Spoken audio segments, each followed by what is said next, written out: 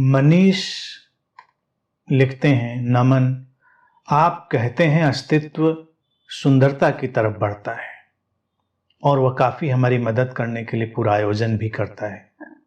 मैं जितना देख पाया हूं ऐसा ही महसूस करता हूं, पर यदि ऐसा है तो यह हमारी जो संरचना है उसका नकारात्मकता की ओर झुकाव क्यों है बाय डिफॉल्ट? अब तो मनोवैज्ञानिकों ने प्रयोग करके भी ये पाया है। स्वभावतः मन कहता है करुणा, प्रेम, शांति की तरफ झुकाव क्यों नहीं किया? यह सवाल शायद अपरिपक्व लगे। हाँ, ये जो क्यों का सवाल जब आता है तो बेशक शांति चली जाती है। मनीष जी मनोवैज्ञानिक बहुत सारी चीजों पर अपना काम करते हैं, निष्कर्ष निकालते हैं, समझते हैं, लेकिन जो सबसे महत्वपूर्ण और गूढ़ बात है वह है ये अद्वैत का दर्शन। जीवन तो द्वैत पर टिका है, वो द्वैत में ही रहेगा।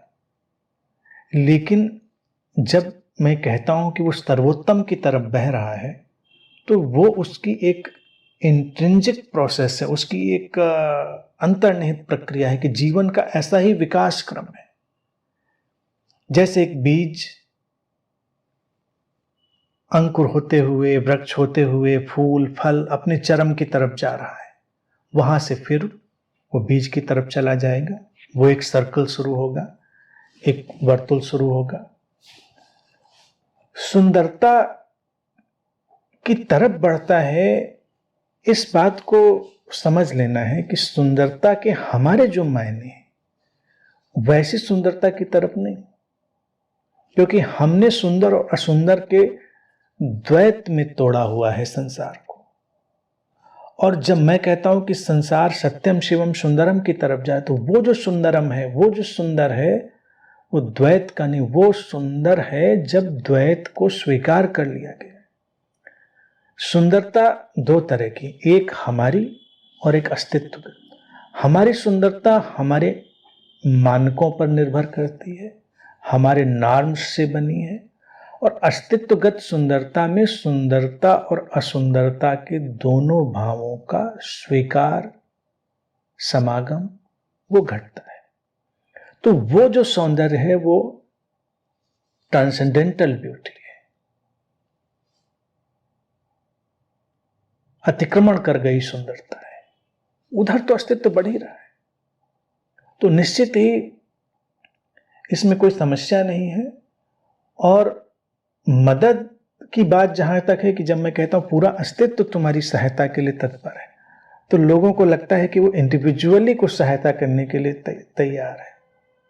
वहीं पर पेंच लगता है। फिर लोग कहते हैं लो, हम तो इतना बैठे थे, सोच रहे थे हमारी मदद करेगा और मदद नहीं करी हमारी, देखिए अस्तित्व ने। क्योंकि हम अपनी जो डेली नीड्स, छोटी छोटी आवश्यकताएं हैं, उसमें भी चाहते हैं कि जैसे अस्तित्व उसमें भी रुचि लेने के लिए बैठा होगा कि तुम्हारी चाय में चीनी होगी कि नहीं होगी, कम होगी कि ज़्यादा होगी, पत्ती कम होगी कि ज़्यादा होगी, चाय बनते बनते पूरी प्याले में आ ही जाएगी, छलक नहीं जाएगी, बिखर नहीं। इस सब में अस्तित्व नहीं रुचि ले रहा है। लेकिन जब चाय तुम्हारे हाथ में आई है, उसका सामान आया है, तो ये पूरा अस्तित्वगत है, वो एक टोटलिटी फंक्शन कर रही है। हमारी सहायता का अर्थ है अस्तित्व अपनी ही सहायता कर रहा है, वो समग्रता में बह रही है।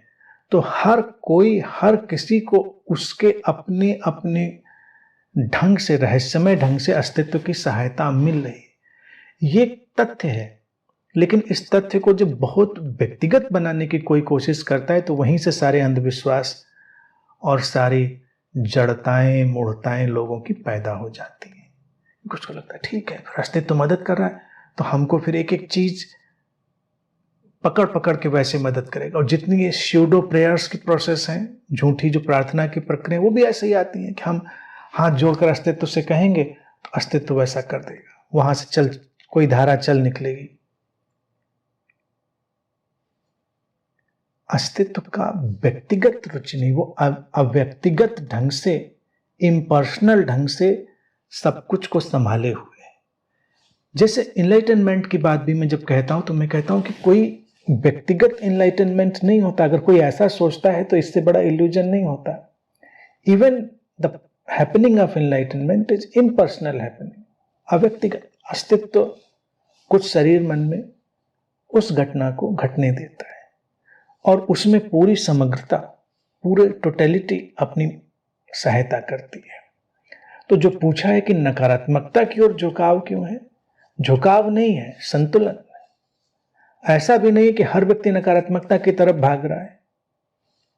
नकारात्मक और सकारात्मक दोनों रहेंगे, अंधेरा और उजाला दोनों रहेंगे। अगर व्यक्ति नकारात्मक की तरफ ही भाग रहा होता तो संसार कब का समाप्त हो गया होता। नकारात्मक में भी सकारात्मक की धाराएं हैं, सकारात्मक में भी नकारात्मक की धाराएं हैं। तो ये पूरा अस्तित्व एक संतुलन में चलता है। तो एक निर्णय लेना कि हम नकारात्मक की तरफ ही झुके हुए हैं कि हम सकारात्मक की तरफ ही झुके हुए, ये उचित नहीं है। वास्तविकता यह है कि दोनों चीजें हैं और दोनों एक दूसरे को एक संतुलन देती है। बस इतनी सी ही बात है।